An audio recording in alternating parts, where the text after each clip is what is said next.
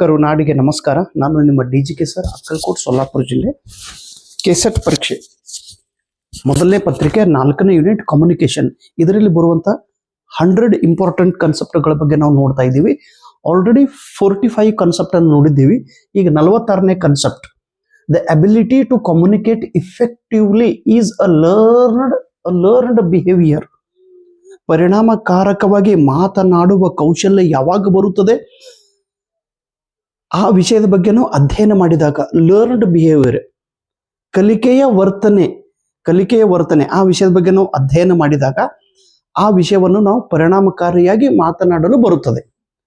And effective class room communication and any effective class room communication must be student centric. ವರ್ಗ ಕೋಣೆಯಲ್ಲಿ effective communication ಆಗಬೇಕಾದ್ರೆ ಅದು ವಿದ್ಯಾರ್ಥಿ ಕೇಂದ್ರಿತವಾಗಿರಬೇಕು. ವಿದ್ಯಾರ್ಥಿ ಕೇಂದ್ರಿತ ಇದ್ದಾಗ ಮಾತ್ರ ಅದಕ್ಕೆ ನಾವು ಇಫೆಕ್ಟಿವ್ ಕಮ್ಯುನಿಕೇಶನ್ ಎಂದು ಕರೆಯುತ್ತೇವೆ. Etiquettes are inherited aspect of communication. ಸಂವಹನದಲ್ಲಿ ಎಟಿಕೇಟ್ಸ್ ಇರಲೇಬೇಕಾಗುತ್ತದೆ. ಎಟಿಕೇಟ್ಸ್ ಇದು ಸಂವಹನದ ಒಂದು ಅವಿಭಾಜ್ಯ ಅಂಗವಾಗಿದೆ. ಎಟಿಕೇಟ್ಸ್ ನಾವೇನು ಕರಿತೀವಿ? ಮ್ಯಾನರ್ಸ್. ಏನೋ ನಿನಗೊಂದು ಸ್ವಲ್ಪ ಸೌಜನ್ಯ ಗೊತ್ತೈತಿ, ನಿನಗೊಂದು ಸ್ವಲ್ಪ ಮ್ಯಾನರ್ಸ್ ಗೊತ್ತೈತಿ, ನಿನಗೊಂದು ಸ್ವಲ್ಪ ರೂಲ್ಸ್ ರೆಗ್ಯುಲೇಷನ್ ಗೊತ್ತೈತಿ, ರೀತಿ ರಿವಾಜ್ ಗೊತ್ತೈತಿ ಅಂತೇನು. ಈಗ ನೋಡ್ರಿ, ಮಾತಾಡುವಾಗ ನೀರು ಬೇಕಂದ್ರೆ ಮಾತಾಡುವಾಗನೇ ಸರ್ ನೀರು ಬೇಕು ನಿಮಗೆ, ಗ್ಲಾಸ್ದೊಳಗೆ ನೀರು ಕೊಡೋದು. ಆ್ಯಂಡ್ ಗ್ಲಾಸಿನೊಳಗೆ ಕೈ ಎದ್ದು ಹಿಂಗೆ ನೀರು ಕೊಡೋ ಅಂದ್ರೆ ಏನೋ ಮ್ಯಾನರ್ಸ್ ಗೊತ್ತದನಿಲ್ಲ. ಮಾತಾಡುವಾಗನೇ ಮಾತಾಡೋದು ಆ್ಯಕ್ಚುಲಿ ಸಿಡಿದು ಬಿತ್ತು. ಏನ್ರಿ ಮ್ಯಾನರ್ಸ್ ಅದೇನೇನ್ರಿ? ಮಾತಾಡಕ್ರೆ ಹೆಂಗೆ ಕೆಮ್ಮಕ್ಕೆ ಗೊತ್ತದ.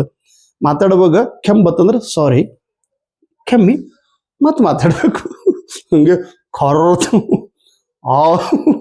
ಮಾತಾಡುವಾಗ ಸ್ವಲ್ಪ ಎಟಿಕೇಟ್ಸ್, ಬಾಯಿ ಮುಚ್ಚಿ ಮಾತಾಡಬೇಕು, ಬಾಯಿ ತೆರೆದಲ್ಲ. ಹಾಗಾಗಿ ಕೆಲವರು ಬಾಯಿ ಹೊಳ್ಳತೆ ತೆರೆದು ಮಾತಾಡ್ತಿರ್ತಾರೆ, ಬಸ್ ಅನ್ನಂಗೆ ವಾಸ ಬರ್ತದಂತ. ಎಟಿಕೇಟ್ಸ್ ಅಂಡ್ ಮ್ಯಾನರ್ಸ್ ಇದು ಕಮ್ಯುನಿಕೇಶನ್ ಒಂದು ಅವಿಭಾಜ್ಯ ಘಟಕವಾಗಿದೆ. Eye contact is an essential aspect of body language. ದೈಹಿಕ ಭಾಷೆಯಲ್ಲಿ ಐ ಕಾಂಟ್ಯಾಕ್ಟ್ಗೆ ತುಂಬಾ ಮಹತ್ವದ ಸ್ಥಾನವಿದೆ.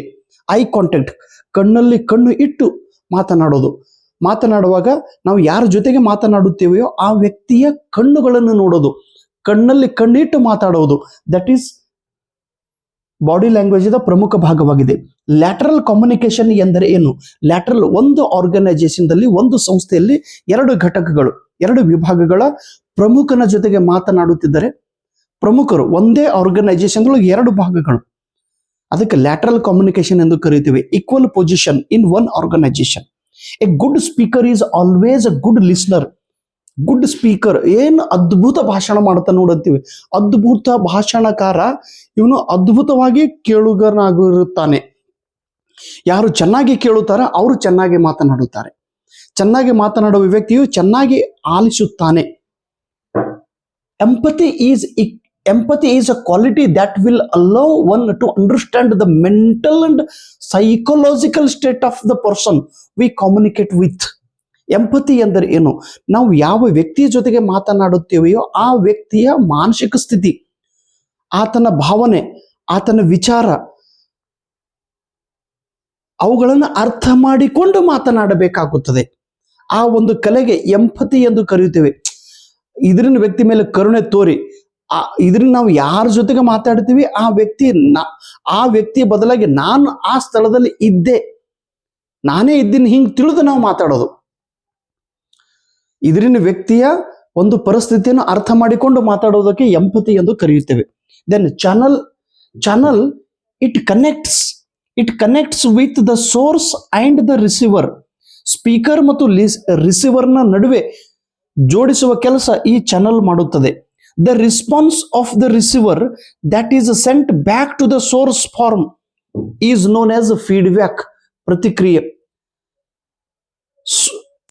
ಸ್ಪೀಕರ್ನು ವಿಷಯವನ್ನು ಹೇಳಿದಾಗ ಆ ಮಾತನ್ನು ಕೇಳಿ ಲಿಸ್ನರ್ನು ಮತ್ತೆ ಅದಕ್ಕೆ ಪ್ರತಿಕ್ರಿಯೆ ಕೊಡುತ್ತಾನೆ. ಆ ಪ್ರತಿಕ್ರಿಯೆ ನೀಡಿದಂಥ ಘಟಕ ಬಂದು ಸೋರ್ಸ್ಗೆ ತಲುಪುತ್ತದೆ. ಇದಕ್ಕೆ ಫೀಡ್ಬ್ಯಾಕ್ ಎಂದು ಕರೆಯುತ್ತಾರೆ. ಹೇಳುವಾಗ ಸ್ವಲ್ಪ ಏನಾದರೂ ತಪ್ಪು ತಡೆಗಳಾದರೂ ಕೂಡ ಅದನ್ನು ಕ್ಷಮಿಸಿ ಆ ಕಾನ್ಸೆಪ್ಟ್ ಅನ್ನ ಇನ್ನೊಮ್ಮೆ ವ್ಯವಸ್ಥಿತವಾಗಿ ಅರ್ಥ ಮಾಡಿಕೊಂಡು ನೋಟ್ಬುಕ್ದೊಳಗೆ ಬರೀಬೇಕು. See that I am going little bit deep.